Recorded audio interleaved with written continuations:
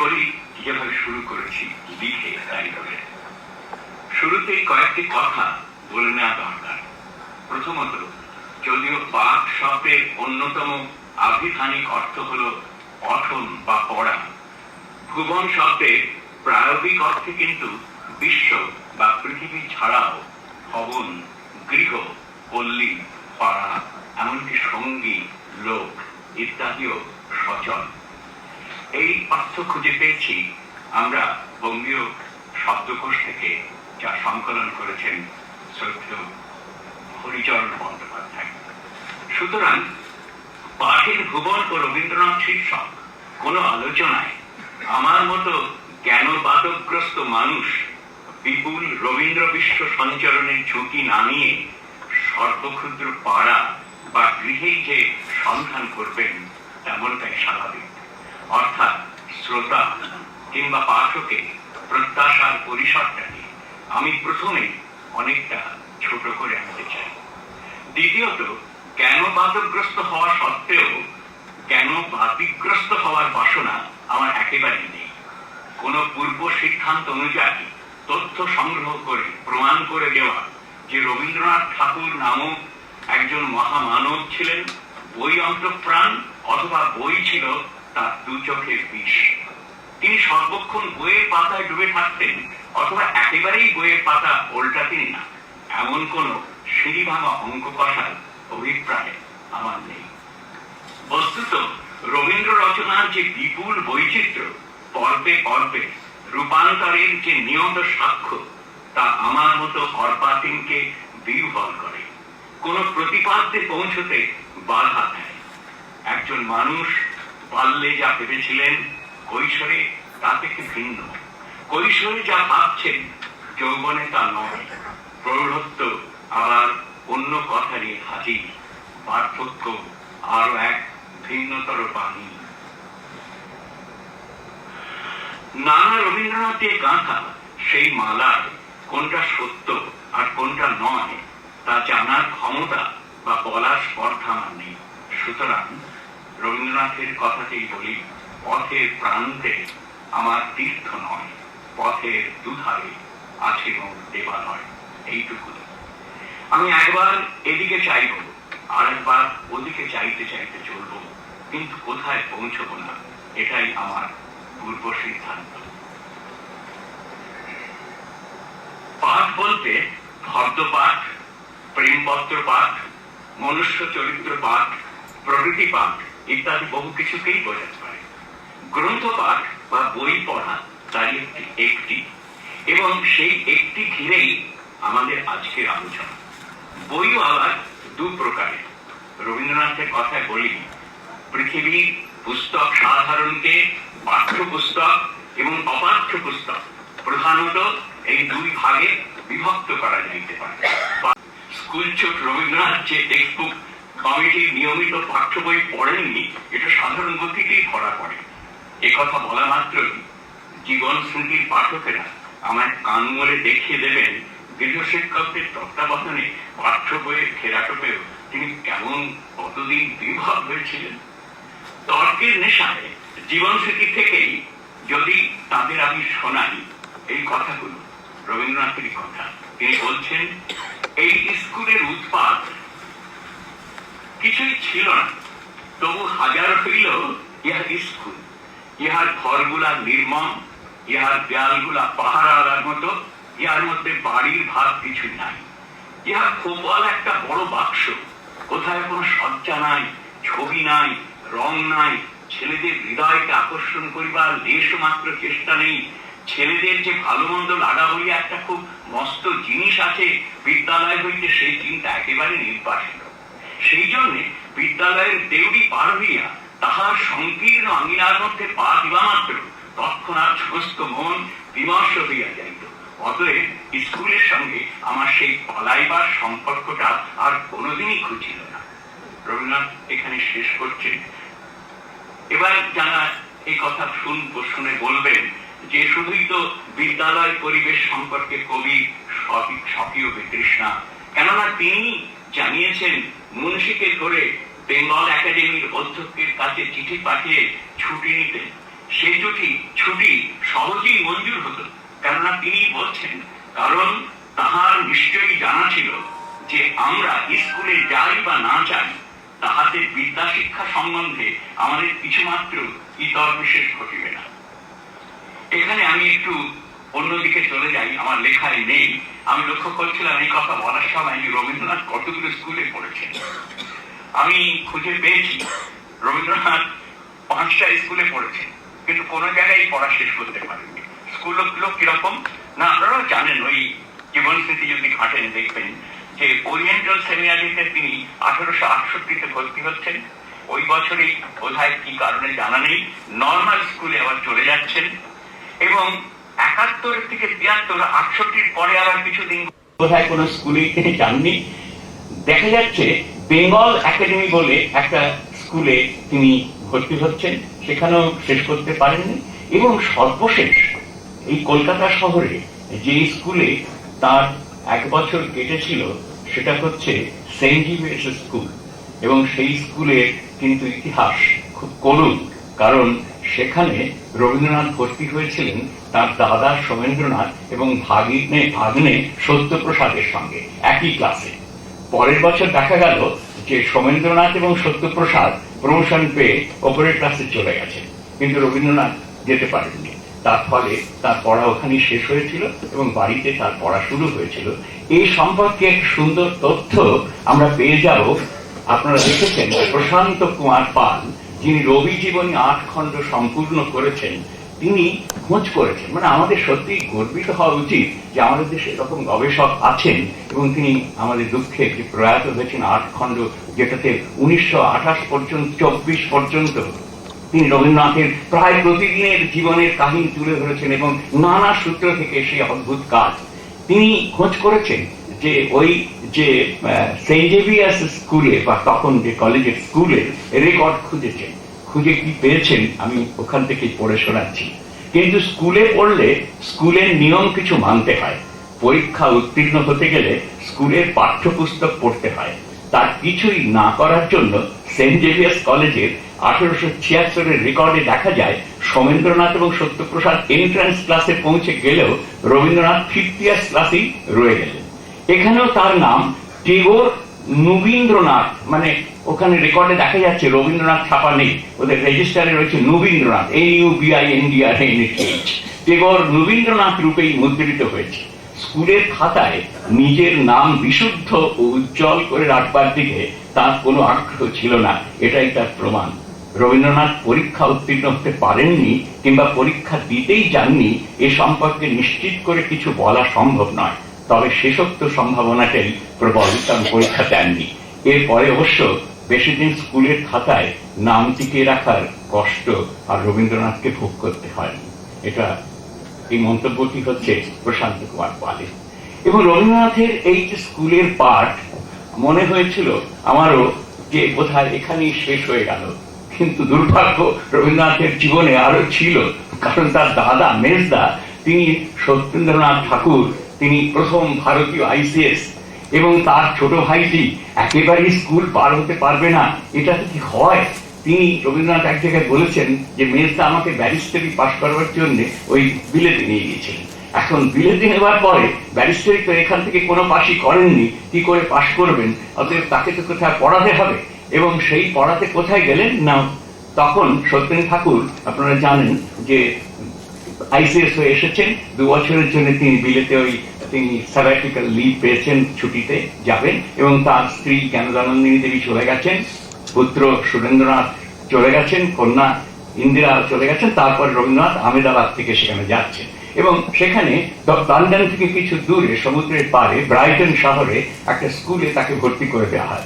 সেখানে 2-3 মাসের বেশি তার পড়া হয়নি, কিন্তু হাল ছাড়েননি সত্যেন্দ্রনাথ, হাল ছাড়েননি।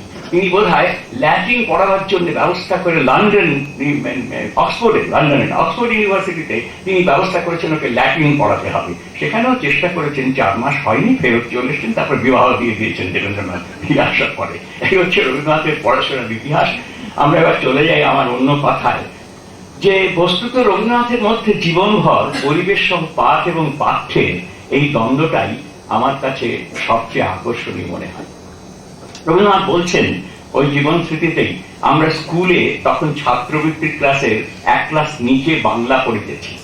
বাড়িতে মানে অর্থাৎ ওই সেন্ট জেভিয়ার্স স্কুলের আগের কথা বলছেন, বাড়িতে আমরা সেই ক্লাসের বাংলা পাঠ্য ছাড়াইয়া অনেক দূর অগ্রসর হইয়া গিয়াছি। বাড়িতে আমরা অক্ষয় কুমার দত্তের পদার্থবিদ্যা শেষ করিয়াছি, মেঘনাথ পদ পড়া হইয়া গিয়াছে। রবীন্দ্রনাথ স্কুলে পড়াশোনা করছেন, স্কুলে পড়ছেন না, ভাববেন আর পড়াশোনা করছেন না, তারা কঠিন জিনিস পড়ছেন, এইটার জন্যই আমি তুলে ধরছি। পদার্থবিদ্যা পড়িয়াছিলাম, কিন্তু পদার্থের সঙ্গে কোনো সম্পর্ক ছিল না, কেবল পুঁথি পড়া, বিদ্যাও তদ্রূপ হইয়াছিল। এইখানে অনন্য রবীন্দ্রনাথ। সেই সময়টা সম্পূর্ণ নষ্ট হইয়াছিল। আমার তো মনে হয় নষ্ট হওয়ার চেয়ে বেশি, কারণ কিছু না করিয়া যে সময় নষ্ট হয় তাহার চেয়ে অনেক বেশি লোকসান করি কিছু করিয়া যে সময়টাকে আমরা নষ্ট করি। মেঘনাথ বধ কাব্যটিও আমাদের পক্ষে আরামের জিনিস ছিল না। যে জিনিসটা পাতে পড়িলে উপাদেয়, সেইটি মাথায় পড়িলে গুরুতর হইয়া উঠিতে পারে। অথচ সেই রবীন্দ্রনাথই তার শিক্ষারম্ভ সম্পর্কিত এক ছবিতে এঁকেছিলেন। বলছেন, দিদিমা আমার মাতার কোন এক সম্পর্কে খুঁড়ি, যে কৃত্তিবাসের রামায়ণ পড়তেন সেই মার্বেল কাগজ মণ্ডিত কোন ছেঁড়া মলাটওয়ালা মলিন বইখানি কোলে লইয়া মায়ের ঘরের দ্বারের কাছে পড়িতে বসিয়া গেলাম। সম্মুখে অন্তঃপুরে আঙিনা ঘেরিয়া চৌকোন বারান্দা, সেই বারান্দায় মেঘাচ্ছন্ন আকাশ হইতে অপরাহ্নের ম্লান আলো আসিয়া পড়িয়াছে। রামায়ণের কোন একটা করুণ বর্ণনায় আমার চোখ দিয়া জল পড়িতেছে দেখিয়া দিদিমা জোর করিয়া আমার হাত হইতে বইটা কাড়িয়া লইয়া গেলেন। কোটেশন শেষ। আমার এইখানে পড়ে মনে হচ্ছিল যে বালক রবীন্দ্রনাথের সেই সংবেদনশীল মন, তার দিদিমা সেই পুরনো রামায়ণ তিনি পড়েন মাঝে মাঝে, তার মনে হয়েছিল, এবং তিনি ওই বালকের কোমল মনে যাতে আঘাত না লাগে তার জন্যই কিন্তু রামায়ণটা কেড়ে নিয়েছিলেন। এবং সঙ্গে সঙ্গে আমি বলতে বাধ্য হচ্ছি, আজকের যারা পিতা মাতা তারা যখন আমি দেখেছি কেউ টুনটুনির বই বা ওই ধরনের কোনো বই পড়ে স্কুল থেকে এসে হাত থেকে কেড়ে নেন অন্য কারণে, কারণ পড়ার বইটা কম পড়া হলে তার গ্রেডস কমে যাবে, নম্বর কমবে। এইখানে তফাৎ করতে চাই, রবীন্দ্রনাথের কাছ থেকে তার ঠাকুমার কেড়ে নেওয়াটা সেই জন্য নয়, তাকে আঘাত দেবেন না বলে। অবশ্যই সবই ছবি, ইতিহাস নয়, কেননা জীবন স্মৃতির সূচনাতেই বলে দেওয়া হয়েছিল, স্মৃতির পটে জীবনের ছবি কে আঁকিয়া যায় জানি না, কিন্তু যেই আঁকুক সে ছবি আঁকে, অর্থাৎ যাহা কিছু ঘটিতেছে তাহার অবিকল নকল রাখিবার জন্য সে তুরি হাতে বসিয়া নেই। সে আপনার অভিরুচি অনুসারে কত কি বাদ দেয়, কত কি রাখে, কত বড়কে ছোট করে, ছোটকে বড় করিয়া সে আগের জিনিসকে পাছে ও পাছের জিনিসকে আগে সাজাইতে কিছুমাত্র দ্বিধা করে না। বস্তুত তাহার কাজই ছবি আঁকা, ইতিহাস লেখা নয়। প্রকৃতপক্ষে পাঠের ভুবনে রবীন্দ্রনাথ কেন, কোন মানুষেরই আনুপঙ্খিক গতিবিধি সম্পর্কে ইতিহাস কতখানি কি বলতে পারে সে সম্পর্কে আমি নিজেই সন্দিহান। ইতিহাসের সর্বশক্তিময়তা সম্পর্কে আশিস নন্দীর মতো হাল আমলের সমাজবিজ্ঞানীদের যে সন্দেহ এ বিষয়ে, সেটাকে আমার প্রাসঙ্গিক বলেই মনে হয়। কোন ব্যক্তির জীবন ইতিহাসের তথ্য নির্ভরতা ওই ব্যক্তির মনকে কতটা ছুঁতে পারে বই তাই নিয়ে প্রশ্ন করা যায়। অবশ্য আধুনিক কালে জীবনী সাহিত্যে মনের অন্দরে প্রবেশ করার প্রচেষ্টা লক্ষ্য করা যায়, অবশ্য তা নিয়েও অনেক প্রশ্ন করা যায়। এরপরে আমি চলে যাব রবীন্দ্রনাথ কি পড়তেন, তার ব্যক্তিগত গ্রন্থাগারে কি ধরনের বই ছিল তার কিছু উদাহরণে। তার আগে আমি আরেকটু আপনাদের একটা উদ্ধৃতি আমি একটু শুনিয়ে দিতে চাই। সেটা হলো, যখন রবীন্দ্রনাথ ওই পড়া শেষ হয়ে গেল সেন্ট জেভিয়ার্সে, তখন দ্বিজেন্দ্রনাথ বরদা তিনি সংস্কৃত পড়াতে লাগলেন এবং একজন পণ্ডিত মশাইকে রাখা হলো। পণ্ডিত মশাই কিন্তু যে সে পণ্ডিত নয়, মেট্রোপলিটন স্কুলের হেড পণ্ডিত মশাই, তাকে বলা হলো যে ভালো করে সংস্কৃত কাব্য ইত্যাদি পড়াতে হবে। সেই সময় তার অভিজ্ঞতা, রবীন্দ্রনাথ বলছেন ওই জীবন স্মৃতিতেই, রাম সর্বস্ব পণ্ডিত মশাইয়ের প্রতি, মানে রাম সর্বস্ব পণ্ডিত মশাই হচ্ছেন মেট্রোপলিটন ইনস্টিটিউশন হেড পণ্ডিত। পণ্ডিত মশাইয়ের প্রতি আমাদের সংস্কৃত অধ্যাপনার ভার ছিল। অনিচ্ছুক ছাত্রকে ব্যাকরণ শিখাইবার দুঃসাধ্য চেষ্টায় ভঙ্গ দিয়া তিনি আমাকে অর্থ করিয়া শকুন্তলা পড়াইতেন। তিনি আমাকে একদিন ম্যাকবেথের তর্জমা বিদ্যাসাগর মহাশয়কে শুনাইতে হইবে বলিয়া আমাকে তাহার কাছে লইয়া গেলেন। তখন তাহার কাছে রাজকৃষ্ণ মুখোপাধ্যায় বসিয়াছিলেন। পুস্তকে ভরা তাহার ঘরের মধ্যে ঢুকিতে, অর্থাৎ বিদ্যাসাগর মশাই ঘরে ঢুকিতে আমার বুক দুরুদুরু করিতেছিল। তাহার মুখচ্ছবি দেখিয়া যে আমার সাহস বৃদ্ধি হইল তাহা বলিতে পারি না। ইহার পূর্বে বিদ্যাসাগরের মতো শ্রোতা আমি পাই না। অতএব এখান হইতে খ্যাতি পাইবার লোকটা মনের মধ্যে প্রবল ছিল। বোধ করি কিছু উৎসাহ সঞ্চয় করিয়া ফিরে আসিয়াছিলাম। অর্থাৎ রবীন্দ্রনাথ সেন্ট জেভিয়ার্স তাকে প্রমোশন দেয়নি, কিন্তু মেঘনাথ বধ অনুবাদ করছেন, এবং শুধু অনুবাদ করছেন না, তিনি বিদ্যাসাগর মশাইকে শোনাতে যাচ্ছেন। এবার চলে আসি রবীন্দ্রনাথ কি পড়তেন, তার ব্যক্তিগত গ্রন্থ সংগ্রহ কি, এর উপরেও আমাদের গবেষকরা গবেষণা করছেন। বিশ্বভারতীর রবীন্দ্র ভবন কর্তৃক জুলাই 1982 সালে রবীন্দ্র ভবন কালেকশন ক্যাটালগ ইন প্রগ্রেস শিরোনামে বিভিন্ন সংখ্যায় রবীন্দ্র ভবন সংগ্রহের নির্মীয়মান তালিকা প্রকাশিত হতে থাকে।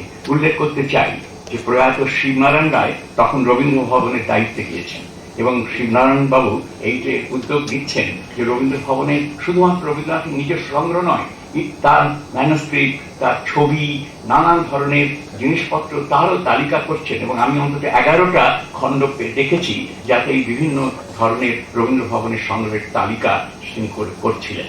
তাতে দেখা যাচ্ছে যে প্রথম সংখ্যা থেকেই রবীন্দ্রনাথ টেগোর পার্সোনাল লাইব্রেরি শিরোনামে রবীন্দ্রনাথের গ্রন্থ সংগ্রহের একটি তালিকা এতে প্রকাশিত হতে থাকে।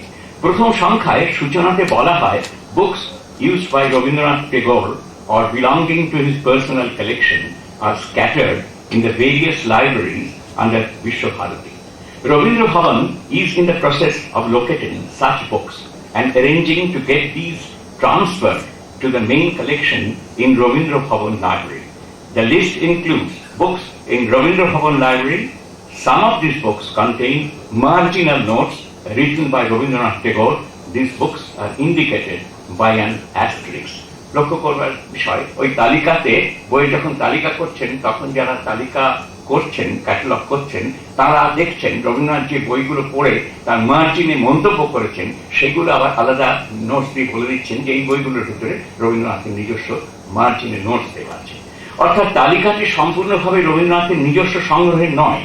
বিশ্বভারতী বিভিন্ন গ্রন্থাগারে যে সমস্ত বই তিনি পাঠ করেছিলেন এবং পাঠের জন্য নিয়েছিলেন বলে প্রমাণিত, সেগুলিকে রবীন্দ্র ভবন সংগ্রহের আওতাভুক্ত করে এই তালিকা রচনা করা হয়েছে। এবং যেহেতু তার ঘোষিত নির্মীয়মান, তাই সংখ্যাটা ঠিক কত হবে বা হয়েছিল তা আমার পক্ষে নির্দিষ্টভাবে জানা নেই। কিন্তু অনুমান করা যায় বিশ্বভারতীর অন্তর্ভুক্ত বিভিন্ন লাইব্রেরি বাইরেও থেকেও তাকে নিশ্চিতভাবে বই দেয়া নেওয়া করতে হতো। তার প্রমাণও আছে। শিলাইদহ থেকে 6 জানুয়ারি 1892 ইন্দিরা দেবীকে তিনি লিখছেন একটি চিঠিতে, কোট, সাহিত্যের মধ্যে 2টি মাত্র গল্পের বই এনেছিল, কিন্তু এমনি আমার পোড়া কপাল, আজ বিদায় নেবার সময় সাহিত্যের মেন শিলাইদহে যা উপস্থিতি কবির মধ্যে এক ধরনের বিরক্তি উৎপাদন করেছিল। পত্রে উল্লেখ আছে কোন সাহেব মেম তখন শিলাইদহে এসে রবীন্দ্রনাথের কাছে বইটা ধার নিয়েছিলেন। সেই 2টি বই ধার নিয়ে গেছেন, কবে শোধ করবেন তার কোনো ঠিকানা নেই। সেই দুটো হাতে তুলে নিয়ে সলজ্জ কাকুতির ভাবে আরম্ভ করলেন, মিস্টার টাগোর, বুদিউ কথাটা শেষ হতে না হয় আমি বললাম খুব সজোরে, সার্টেনলি। এতে কতটা দূর কি বোঝায় ঠিক বলতে পারি না। আসলে তারা তখন বিদায় নিচ্ছিলেন, সেই উৎসাহে আমি আমার অর্ধেক রাজত্ব তাদের দিয়ে ফেলতে পারতাম। অর্থাৎ রবীন্দ্রনাথ মজা করছেন যে বই দুটো নিয়ে তিনি যান, কিন্তু অন্তত তারা বিরক্ত করছিলেন তাকে, তার থেকে তিনি মুক্তি পাবেন, অর্থাৎ তিনি অর্ধেক সম্পত্তি দিতে আপত্তি ছিল না। এটা হচ্ছে রবীন্দ্রনাথের বই দেওয়ার গল্প। এবারে বই নেওয়ার গল্প আছে। 3 মার্চ 1893 উড়িষ্যায় তিরন থেকে তিনি লিখছেন, ওই ইন্দিরা দেবীকে লিখছেন, মনে করেছিলুম বৃষ্টি বাদলা একরকম ফুরলো, এখন স্নাত পৃথিবী সুন্দরী, কিছুদিন রৌদ্রে পিঠ দিয়ে আপনার ভিজে এলোচুল শুকোবে, আপনার সিক্ত সবুজ শাড়িখানি রৌদ্রে গাছের ডালে টাঙিয়ে দেবে, মাঠের মধ্যে মেলে দেবে, বসন্তী আঁচলখানি শুকিয়ে ফুরফুরে হয়ে বাতাসে উঠতে থাকবে, কিন্তু রকমটা এখন সে ভাবের নয়। বাদলার পর বাদলা, এরা বিরাম নেই। আমি তো দেখে শুনে এই ফাল্গুন মাসের শেষ ভাগে কটকের এক ব্যক্তির একখানি মেঘদূত ধার করে এনেছি, ছিন্নপত্র সংখ্যা ৭৪। অর্থাৎ রবীন্দ্রনাথ আমাদের বলতে চাইছেন মেঘদূত সবসময় পড়ার নয়, মেঘদূত পড়ার একটা সময় আছে, তিনি নিচে নিয়ে যাননি বলে তার তখন ধার করতে হয়েছে। সুতরাং রবীন্দ্রনাথের ব্যক্তিগত লাইব্রেরি, তা সে যত বৃহৎ আয়তনই হোক না কেন, তার পাঠের ভুবনটির সামগ্রিক প্রতিফলন হতে পারে না, কিছুই আভাস দিতে পারে মাত্র। অবশ্য এই তালিকা তাঁর বিস্ময়কর অনুসন্ধিৎসা ও প্রতিভার বিচিত্র গামিতার রহস্যের ইঙ্গিত বহন করে। সেই তালিকায় কনফুসিয়াস থেকে হার্বার্ট স্পেন্সার প্রমুখের দর্শন, রোমারোলা থেকে তপন মোহন চ্যাটার্জির মূল ফরাসি ভাষায় লিখিত গ্রন্থ, কার্ল ব্রুকম্যানের elements of the comparative grammar of Indo Germanic languages বা a comparative grammar of Indo Germanic languages, Mei Ling Sui Chien Ching এর war message and other selections, G. Willianer A History of Dancing, ইংরেজিতে লেখা উদ্ভিদ বিজ্ঞান সংক্রান্ত জগদীশ চন্দ্রের বেশ কিছু বই, সমাজতত্ত্ব বিষয়ে ধূর্চুটি প্রসাদের ইংরেজি গ্রন্থ, হোমিওপ্যাথিক চিকিৎসার অজস্র বই, ছদ্মনামা সংকলনের personal hygiene and care of the skin বা নাথানিয়েল এডওয়ার্ডস ডেভিসের aids to long life, a medical dietetic and general guide in middle and old age, এমনই সব বিচিত্র সমাহার সাহিত্য গ্রন্থতে আছেই, তার উল্লেখ বাহুল্য। আমি এখানে গ্রন্থাগারিক হিসেবে একটু উল্লেখ করতে চাই, সেটা হচ্ছে ওই তালিকার মধ্যে আমি দেখেছিলাম একটা বই আছে যেটা পরে মনে হলো আমি এখানে উল্লেখ করিনি, কারণ আমি গ্রন্থাগারিক হিসেবে আমার উল্লেখ করতে লোভ হচ্ছে। রবীন্দ্রভবন সংগ্রহের নির্মীয়মান তালিকার ৩য় খণ্ডে একটি বইয়ের নাম গ্রন্থাগার, লেখক মুনীন্দ্রদেব রায়, প্রকাশক ডিএম লাইব্রেরি, ১৩৪৪। তালিকা সংকলনে মন্তব্যে বলা আছে যে রবীন্দ্রনাথের টিকা সম্বলিত, অর্থাৎ ১৩৪৪ মানে ওই সময় ১৯৩৭ কুমার মনীন্দ্রদেব রায়, মানে আপনারা জানেন বাঁশবেড়িয়ার জমিদার বংশের তিনি একজন বিখ্যাত মানুষ ছিলেন, যার ভীষণ আগ্রহ ছিল গ্রন্থাগার সংক্রান্ত। তিনি দেশ বিদেশে ভালো গ্রন্থাগার সম্পর্কে অনেক জ্ঞান অর্জন করেছেন, এখানে গ্রন্থাগার আন্দোলনকে সমৃদ্ধ করেছেন। তিনি গ্রন্থাগারে যে বইটা লিখেছেন রবীন্দ্রনাথকে দিয়েছেন, এবং রবীন্দ্রনাথ শুধু পড়েননি, তার মার্জিনে দাগ দিয়েছেন।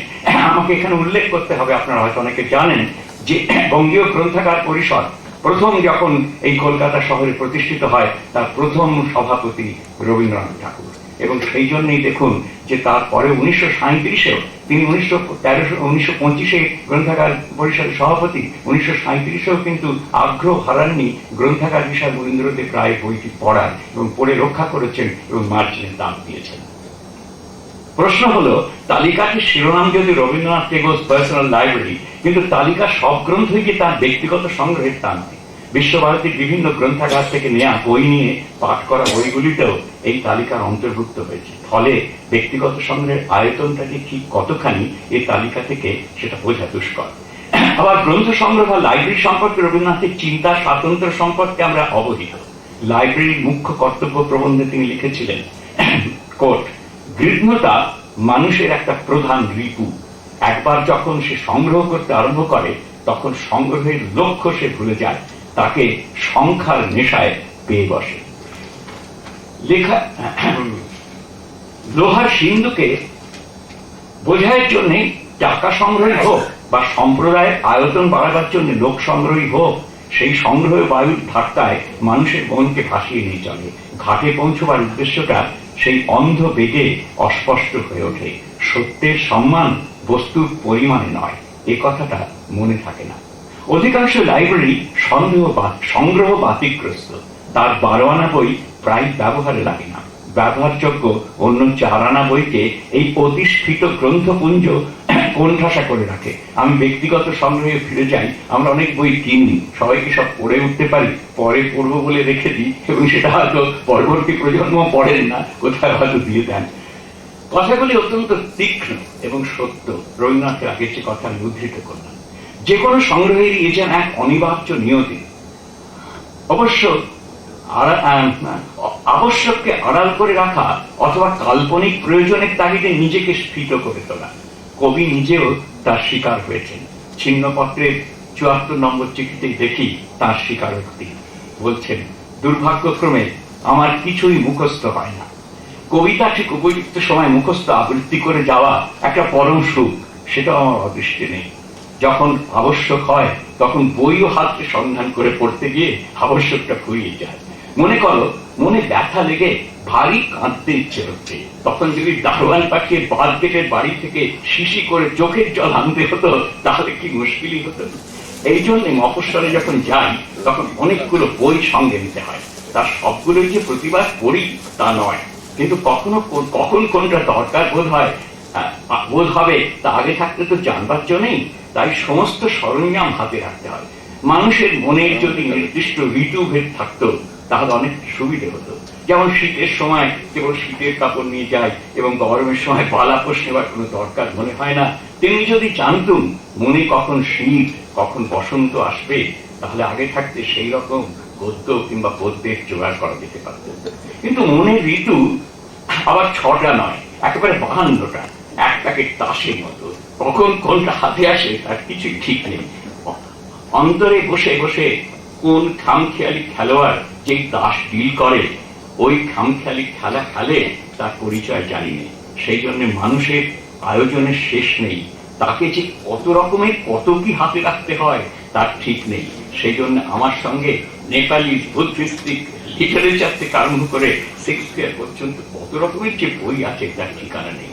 এর মধ্যে অধিকাংশ বই কোনোদিন ছোবো না, কিন্তু কখন কি আবশ্যক হয় বলা তো যায় না। অন্যবার আমার বৈষ্ণব কবি এবং সংস্কৃত বই এগুলো নিয়ে আসি, এবার আনিনি। সেই জন্য ওই দুটোরই প্রয়োজনটা এবার বেশি মনে হচ্ছে। যখন পুরী, খণ্ডগিরি প্রভৃতি ভ্রমণ করছিলাম, তখন যদি মেঘদূতটা হাতে থাকতো ভারী খুশি হতাম, কিন্তু মেঘদূত ছিল না, তার বদলে ছিল কেয়ার্স ফিলসফিক্যাল এসেস। কি দুর্ভাগ্য। কেউ বলতেই পারেন ছিন্নপত্রের এই বক্তব্যের সময় কবির বয়স ৩২-৩৩, আর লাইব্রেরির মুখ্য কর্তব্য তার পরিণত বয়সে। কিন্তু উপলব্ধির এমন কোন পরম বিন্দুতে কবি নিজেকে কি আদৌ বিশ্বাসী ছিলেন? পথশেষের সত্যের অরূপতা এবং পথপার্শ্বের রূপের লীলা দুই তার কাছে কোথায় ছিল সমান আকর্ষক। আসলে নানা রবীন্দ্রনাথের সঞ্চয়িত রূপ নিয়েই তো এক অতুলনীয় কবি সত্তা। তার কোনটা সত্য, কোনটা মায়া, কোনটা প্রারম্ভিক, কোনটা পরম, কোনটা ব্যক্তিগত তথা ঐকান্তিক, কোনটা প্রকাশ্য তথা সামাজিক তথা দায়বদ্ধ, এমন তর্ক তুলতে যাওয়া বোধহয় নিরর্থক। ডাকঘরের অমল বলেছিল সে রাশি রাশি পুঁথি পড়ে পণ্ডিত হতে চায় না। ওটা কবিরও মনোবাসনা ছিল কিনা আমাদের জানা নেই, তবে পণ্ডিতি আনার প্রতি বিরাগ তার চিরকালের সঙ্গী। অজস্র লেখায় তার অজস্র প্রমাণ। তার কাছে পণ্ডিতের সংজ্ঞাটাই ছিল যারা সবকিছু পণ্ড করে দেয়। সহজতার সাধনাটা ছিল তার সহজাত, এবং তিনি আবার তার স্বপ্নের বিশ্বভারতীতে বিশ্বের শ্রেষ্ঠ পণ্ডিতদের সমাবেশ ঘটিয়েছিলেন। কে যেন বলেছিলেন, রবীন্দ্রনাথের রক্তের মধ্যে বিপুল পড়াশোনাটা এমন সহজভাবে মিশে গিয়েছিল যে তার হদিশ পাওয়াটাই মুশকিল। কোথায় জমাট বাঁধেনি বলে রক্ত ধারাও কোথায় তাহত হয়নি। তার রচনা সাধারণভাবে উদ্ধৃতি কণ্ঠকিত নয়, অথচ বৈদগ্ধ্যের দুটি অম্লান। কবি নিজেকে বিস্তৃতি পরায়ণ হিসেবে চিহ্নিত করেছেন, কিন্তু তার জন্য উৎকণ্ঠিত ছিলেন না। জানতেন যা বাষ্প হয়ে উবে যায় তা আবার বৃষ্টি হয়ে ফিরে আসে, কিন্তু কোন সমুদ্র বা পুষ্করণীর জল বাষ্প হয়ে কোন মেঘে গিয়ে জমাট বেঁধেছে তা নিয়ে গবেষকদের আগ্রহ গভীর ও যথাযথ। সাহিত্য সমালোচকদের কাজের মধ্যেই তা পড়ে। রবীন্দ্রভারতী বিশ্ববিদ্যালয় থেকে প্রকাশিত অধ্যাপক উজ্জ্বল কুমার মজুমদারের কবির অধ্যয়ন শীর্ষক গ্রন্থখানি এ সংক্রান্ত এক উল্লেখযোগ্য কাজ। এটি আসলে রবীন্দ্রভারতী বিশ্ববিদ্যালয়ের রবীন্দ্র চর্চা কেন্দ্রের উদ্যোগে অনুষ্ঠিত দ্বিতীয় বার্ষিকী কানন বিহারী মুখোপাধ্যায়ের অনুদান বক্তৃতা মালা। 5 মিনিট কোথায় লাগবে। আগে আচ্ছা, রবীন্দ্র ভারতী বিশ্ববিদ্যালয় থেকে প্রকাশিত অধ্যাপক উজ্জ্বল কুমার মজুমদারের কবির অধ্যয়ন শীর্ষক গ্রন্থখানি এ সংক্রান্ত এক উল্লেখযোগ্য কাজ। এটি আসলে রবীন্দ্র ভারতী বিশ্ববিদ্যালয়ের রবীন্দ্র চর্চা কেন্দ্রের উদ্যোগে অনুষ্ঠিত দ্বিতীয় বার্ষিকী কানন বিহারী মুখোপাধ্যায় অনুদান বক্তৃতামালা, যা অনুষ্ঠিত হয়েছিল 20 থেকে 22 মার্চ 1995 এবং গ্রন্থাকারে প্রকাশিত হয়েছিল আগস্ট 1995। মে 2000 এটি দ্বিতীয় সংস্করণ প্রকাশিত হয় এবং দ্বিতীয় সংস্করণের নিবেদন হিসেবে প্রকাশক জানান, কবির অধ্যয়ন গ্রন্থের দ্বিতীয় সংস্করণ প্রকাশিত হল। গ্রন্থের প্রচ্ছদ ও আকার ছাড়া আর কিছুই পরিবর্তিত হয়নি। আশা করি সুধীজনদের কাছে গ্রন্থটি আগের মতো সমাদর পাবে। অর্থাৎ আকার এবং প্রচ্ছদের সংস্কার সাধনের জন্যই এটি দ্বিতীয় সংস্করণ। কে কে ব্যানার্জি বুঝতে পারবেন, অনেক এরকম দ্বিতীয় সংস্করণ কে কে ব্যানার্জি পান, তার আকার এবং প্রচ্ছদটাই পাল্টে গেছে, ভেতরের তথ্য পাল্টায়নি। খুব সম্প্রতি 2010-এ রবীন্দ্রনাথের পড়াশোনা নামে ডক্টর মজুমদারের আরো একটি গ্রন্থ প্রকাশিত হয়েছে, যেটি আসলে বিষয়গতভাবে প্রথম গ্রন্থটির পরিবর্তিত রূপ। ভূমিকাতেও লেখক জানিয়েছেন, কোট, উজ্জ্বলবাবু বলছেন, রবীন্দ্র ভারতী বিশ্ববিদ্যালয়ের রবীন্দ্র চর্চা কেন্দ্রের উদ্যোগে রবীন্দ্রনাথের অধ্যয়ন বিষয়ে বক্তৃতা দিয়েছিল। সেই বক্তৃতা কবির অধ্যয়ন নামে প্রকাশিত হয়েছিল ওই রবীন্দ্র ভারতী বিশ্ববিদ্যালয় থেকে। তারপর আরো কিছু কিছু পড়াশোনার হদিশ যা পেয়েছি তা যোগ করে এই বইটি প্রকাশ করতে উদ্যোগী হয়েছি।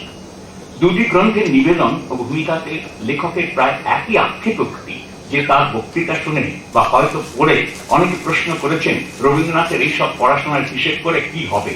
আড়ালে বলেছেন, পড়েছেন তো বেশ করেছেন, সোবার। পরিশ্রম সাধ্য ও অনুসন্ধানমূলক এই আলোচনা সম্পর্কে শ্রোতা বা পাঠকের বক্তব্য বা মনোভাব যদি এমনই হয়, তাহলে মনে হয় যেন তার জন্য দায়ী স্বয়ং রবীন্দ্রনাথ। বই থেকে নিজেকে বিযুক্ত করে পাঠকে অন্যতর এক মাত্রায় পৌঁছে দেওয়ার সাধনাতেই তিনি যেন তার সারাটা জীবন ব্যয়িত করেছেন সযত্নে। আটকে থাকা নয়, শুধু দেখা পাওয়া, শুধু ছুঁয়ে যাওয়া, শুধু দূরে যেতে যেতে ফিরে যাওয়া। ঠিক এই বক্তব্যটি নয়, তবে এমনি এক বক্তব্যের আভাস যেন আমরা পাই অধ্যাপক স্বপন চক্রবর্তীর মূল্যবান প্রবন্ধ গ্রন্থ পাঠ শিল্পকর্ম, রবীন্দ্রনাথ ও রচনা দৃশ্যপট। আপনাদের স্মরণ করিয়ে দিই, এই স্বপন চক্রবর্তী এখন কলকাতায় আমাদের যে ন্যাশনাল লাইব্রেরি ডিরেক্টর হয়েছে। অবভাস পত্রিকায় জানুয়ারি মার্চ 2006 প্রকাশিত হয়েছিল। সেই প্রবন্ধে লেখক প্রবন্ধটি শুরুই করেছিলেন এমন সংশয় বাক্য দিয়ে, কোট, বই নিয়ে রবীন্দ্রনাথ কি কখনোই পুরোপুরি স্বস্তিতে ছিলেন? 19 শতকীয় আলোকপ্রাপ্ত সমাজ পরিবারের মানুষ হিসেবে বইয়ের সঙ্গে যে তার আজন্ম পরিচয় থাকবে, এটা স্বাভাবিক। ব্রাহ্ম ধর্ম, পারিবারিক ঐতিহ্য, ঔপনিষদিক পরিমণ্ডল যে তাকে ভারতীয় সংস্কৃতিতে ঋদ্ধ করে রাখবে, এটাও স্বাভাবিক। আন্তর্জাতিক খ্যাতির শিখর স্পর্শ করা, বিশ্ব মনীষী সঙ্গমে অবাধ যাতায়াত এবং মানসিকতার বিজ্ঞান মনস্ক আধুনিক গঠন যে তাকে পাশ্চাত্য সভ্যতার সার বস্তুটিকে অন্তরে স্থান দিতে প্রলুব্ধ করবে, এটাও স্বাভাবিক। কিন্তু তবুও মৌল বা উগ্র কোনো অবস্থানে তিনি যেন কিছুতেই নিজেকে নিয়ে যাবেন না। গ্রন্থ এবং পাঠ সম্পর্কেও যেন তাঁর এই জীবন দর্শনটাই প্রতিভাত। অজস্র গ্রন্থের প্রণেতা, হরফ থেকে শুরু করে পুস্তক বিন্যাস, প্রচ্ছদ, অলঙ্করণ, এক কথায় বাংলা প্রকাশনা শিল্পে বিপ্লব আনা একজন মানুষ। গ্রন্থাগার সম্পর্কে যিনি মনে করেন, উইদিন কোর্ট, লাইব্রেরির মধ্যে আমরা সহস্র পথের চৌমাথার উপরে দাঁড়াই আছি। কোন পথ অনন্ত সমুদ্রে গিয়াছে, কোন পথ অনন্ত শিখরে উঠিয়াছে, কোন পথ মানব হৃদয়ের অতল স্পর্শে নামিয়াছে। যে যেদিকে ইচ্ছা ধাবমান হও, কোথায় বাধা পাইবে না। তিনি আবার বইকে জুতোর সঙ্গে তুলনা করে লিখতে পারেন, কোট, পায়ের তেলটি এমন করিয়া তৈরি হইয়াছিল যে খাড়া হইয়া দাঁড়াইয়া পৃথিবীতে চলিবার পক্ষে এমন ব্যবস্থা আর হইতে পারে না। যেদিন হইতে জুতা পরিতে শুরু করিলাম, সেই দিন হইতে তেলটিকে মাটির সংস্পর্শ হইতে বাঁচাইয়া তাহার প্রয়োজনকেই মাটি করিয়া দেখা গেল। পদতল এতদিন অতি সহজেই আমাদের ভার বহন করিতেছিল, এখন হইতে পদতলের ভার আমাদের লইতে হইল। তখন খালি পায়ে পথে চলিতে হইলে পদতল আমাদের সহায় না হইয়া পদে পদে দুঃখের কারণ হইয়া ওঠে। Quote close. এবং বলেন, বই পড়া বিদ্যার গতিকে আমাদেরও মানসিক নবাবই তেমনি অত্যন্ত বাড়িয়া উঠিয়াছে। তুচ্ছ বিষয়টুকুর জন্যও বই নহিলে মন আশ্রয় পায় না। বিকৃত সংস্কারের দোষে এইরূপ নবাবিয়ানা আমাদের কাছে লজ্জাকর না হইয়া গৌরবজনক হইয়া ওঠে, এবং বইয়ের ভিতর দিয়া জানাকেই আমরা পাণ্ডিত্য বলিয়া গর্ব করি। জগৎকে আমরা মন দিয়া ছুঁই না, বই দিয়া ছুঁই। শিক্ষায় আবরণ বলে একটি প্রবন্ধে একথা বলছেন। প্রশ্ন হলো, তাহলে কি তিনি বই বিরোধী ছিলেন? হয়তো তিনি বইকে দুভাবে দেখতে চেয়েছেন। বইয়ের দুটো দিক, তার বস্তুগত দিক এবং ভাবগত দিক, একটা বহিরঙ্গ আর একটা অন্তরঙ্গ। আমি শেষ করে আনছি, শেষ প্যারায় আমি চলে এসেছি। গ্রন্থ থেকে পাঠ, পাঠ থেকে উপলব্ধি, এই স্তরভেদের চর্চা হয়তো ইতিহাস বা সমাজ বিজ্ঞানের আওতাভুক্ত, যান্ত্রিক গ্রন্থাগারিকতা বিদ্যায় নয়। সে কারণে রবীন্দ্রনাথের পাঠের ভুবনের ছায়াচ্ছন্নতা বা রহস্যময়তা নিয়ে আমার মতো এক গ্রন্থাগার কর্মীর এই আলোচনা আপাততভাবে অনধিকার চর্চা বলে মনে হতেই পারে। কিন্তু গ্রন্থগারিকতা বা গ্রন্থাগার সম্পর্কে রবীন্দ্রনাথের নিজের যে রূপকল্পনা, তার সঙ্গে এর একটা সাযুজ্য আছে। রবীন্দ্রনাথ বলেছেন, সাধারণত লাইব্রেরি বলে থাকে, আমার গ্রন্থ তালিকা আছে, স্বয়ং দেখে নাও, বেছে নাও, কিন্তু তালিকার মধ্যে আহ্বান নেই, পরিচয় নেই, তার তরফে কোনো আগ্রহ নেই। যে লাইব্রেরির মুখ্য তার নিজের আগ্রহের, যে লাইব্রেরির মধ্যে তার নিজের আগ্রহের পরিচয় পাই, যে নিজে এগিয়ে এসে পাঠককে অভ্যর্থনা করে আনে, তাকেই বলি পদান্ন। সেই বড় লাইব্রেরি আকৃতিতে নয়, প্রকৃতিতে। শুধু পাঠক লাইব্রেরিকে তৈরি করে তা নয়, লাইব্রেরি পাঠককে তৈরি করে তোলে। রবীন্দ্রনাথের কথা শেষ। মাঝে মাঝে মনে হয় শুধুমাত্র গ্রন্থ ও গ্রন্থ পাঠ নিয়ে রবীন্দ্র চিন্তার বিবর্তন, দান্দিকতা ও স্ববিরোধ নিয়ে এক বিস্তারিত ক্যাটালগ প্রস্তুত করা বোধহয় কোনো সুযোগ্য গ্রন্থাগারিকের কাজ হতে পারত, যদিও সেটা কবির শ্লেষের শিকারও হতে পারত। কেননা কবিতার দীর্ঘ জীবনের ৭৪টা বছর পার হয়ে এসে নবজাতক কাব্যগ্রন্থের অবর্জিত শীর্ষক কবিতাটিতে বলেছেন, লিখিতে লিখিতে কেবলই গিয়েছি ছেপে, সময় রাখিনি ওজন দেখিতে মেপে, কীর্তি এবং কুকীর্তি গেছে মিশে, ছাপার কালিতে অস্থায়ী হয় স্থায়ী, এই অপরাধের জন্য যেজন দায়ী, তার বোঝা আজ লঘু করা যায় কিসে। বিপদ ঘটাতে শুধু নেই ছাপাখানা, বিদ্যানুরাগী বন্ধু রয়েছে নানা, আবর্জনারে বর্জন করি যদি, চারিদিক হতে গর্জন করি ওঠে, ঐতিহাসিক সূত্র বিবেকী ত্রুটি যা ঘটেছে তারে রাখা চাই নিরবধি। নমস্কার।